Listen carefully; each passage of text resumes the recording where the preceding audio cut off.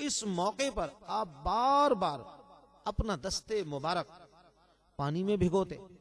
اور چہرے پر ملتے تھے اور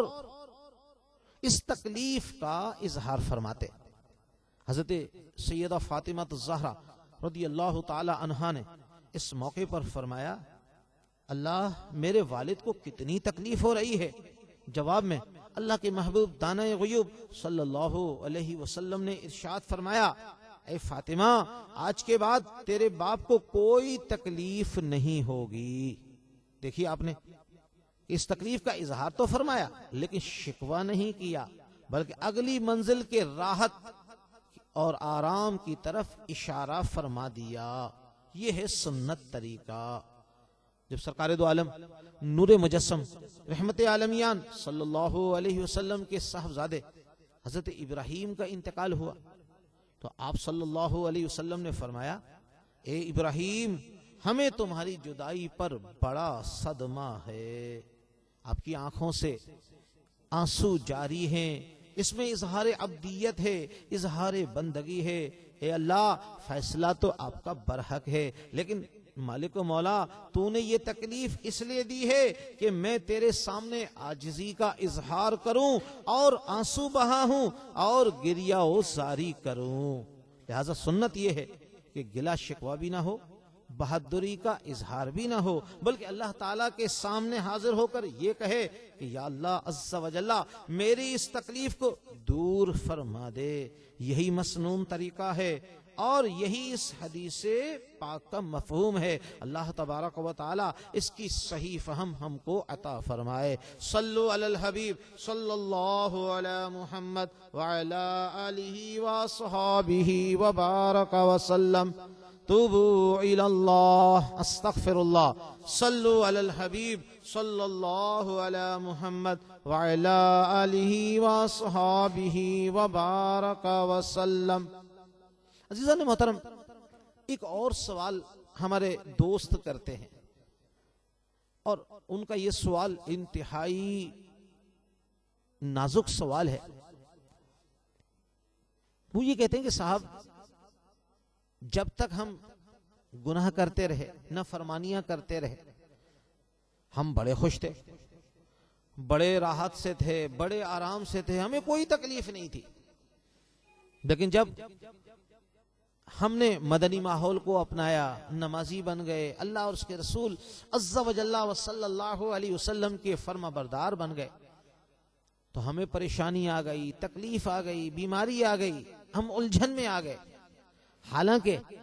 اب تو ہم اللہ تبارک و تعالیٰ کا ذکر بھی کر رہے ہیں، اللہ کی یاد میں بھی مصروف ہیں، ہمیں تو تکلیف آنی ہی نہیں چاہیے۔ قرآن مجید فرقان حمید میں اللہ تبارک و تعالیٰ نے ارشاد فرمایا، الف لام میم احسب الناس ان يتركوا ان يقولوا آمنا وهم لا يفتنون۔ کیا الف لام میم یہ حروف مقطعات میں سے کیا تم نے یہ گمان کیا ہے کہ تمہارا یہ کہنا کہ ہم ایمان لے آئے ہمیں آزمایا نہیں جائے گا؟ ایسا نہیں ہے۔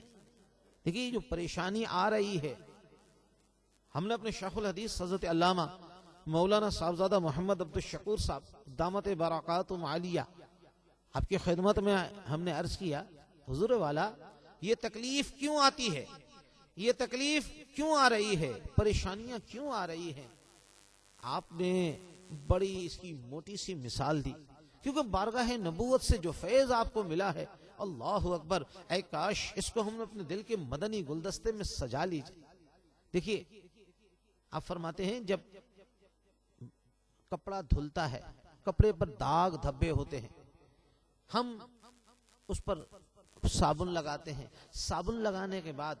اس کپڑے کو برش سے رگڑتے ہیں، اس کے بعد اس کپڑے کو الٹ پلٹ کرتے ہیں۔ آج کل تو جدید مشینیں ہیں،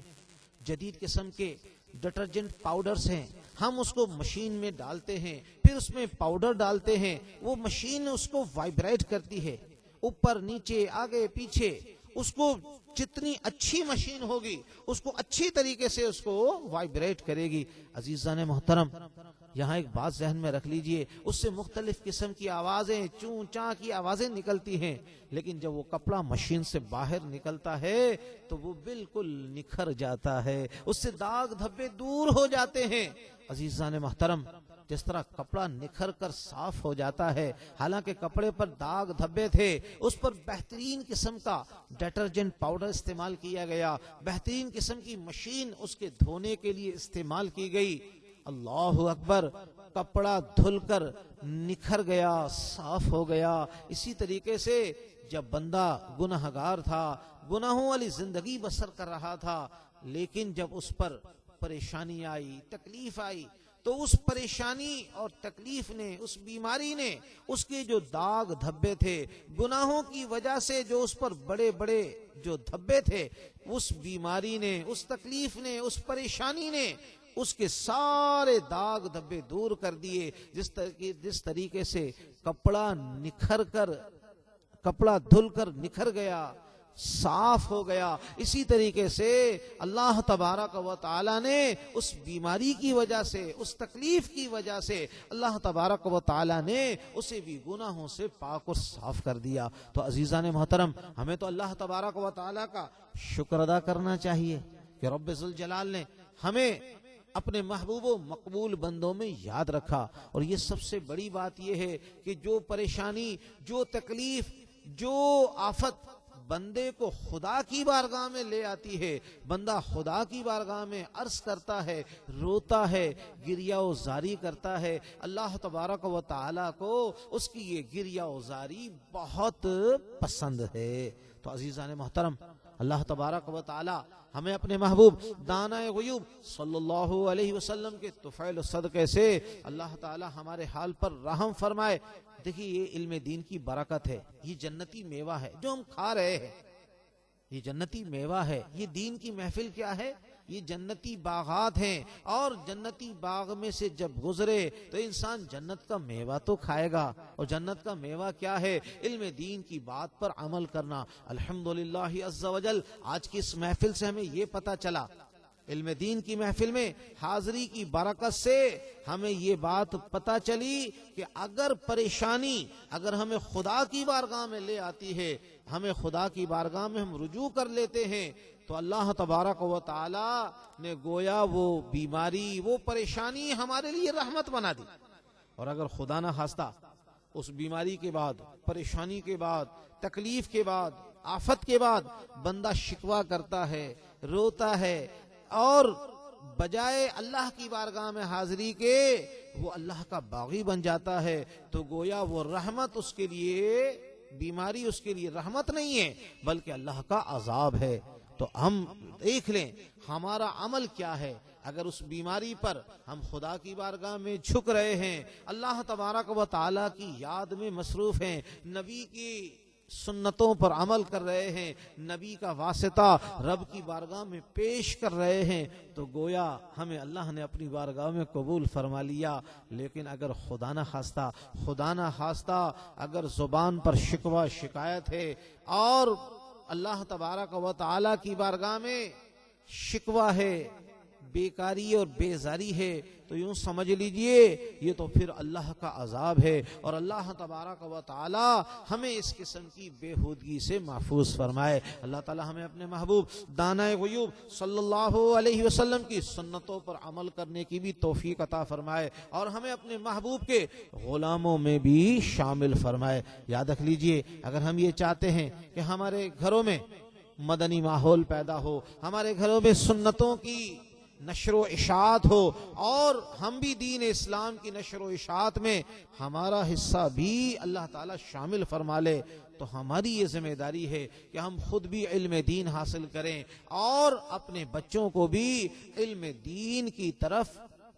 رغبت دلائیں، انہیں بھی علم دین سکھائیں۔ انشاءاللہ عز و جل جب علم دین سیکھیں گے تو گویا جنتی میوہ کھائیں گے، اور یہ وہ میوہ ہے کہ جس کی برکتیں دنیا بھی ملیں گی، قبر میں بھی ملیں گی، اور آخرت میں بھی اللہ تعالیٰ اس کی برکتیں ہمیں عطا فرمائے گا۔ اللہ تعالیٰ اپنے محبوب دانۂ غیوب صلی اللہ علیہ وسلم کے تو فعل صدقے سے اللہ تعالیٰ ہمیں اپنے محبوب کے غلاموں میں شامل فرمائے، ہمیں استقامت عطا فرمائے، جب تک اس دنیا میں رہیں اللہ تعالیٰ ہمیں عافیت عطا فرمائے، اور ایسی بیماری جس کا مداوا نہ ہو، ایسا غم جو دور نہ ہو، اللہ تعالیٰ اپنے محبوب کے صدقے سے ایسی بیماری اور غم سے ہمیں محفوظ فرمائے، اور اللہ تعالیٰ اپنے محبوب صلی اللہ علیہ وسلم کے تو فعل و صدقے سے ہمیں اپنے محبوب کے غلاموں میں شامل رکھے، دنیا میں بھی شامل رکھے، قبر میں بھی اللہ تعالیٰ ہمارا شمار اپنے محبوب کے غلاموں میں کرے، اور بروز حشر اپنے محبوب کے جھنڈے تلے عرش کے سائے میں اللہ تعالیٰ ہمیں جگہ عطا فرمائے، اور کل قیامت کے دن جنت میں اللہ تعالیٰ اپنے محبوب صلی اللہ علیہ وسلم کا ہم سب کو پڑھوس بھی عطا فرمائے۔ وما توفیقی الا باللہ۔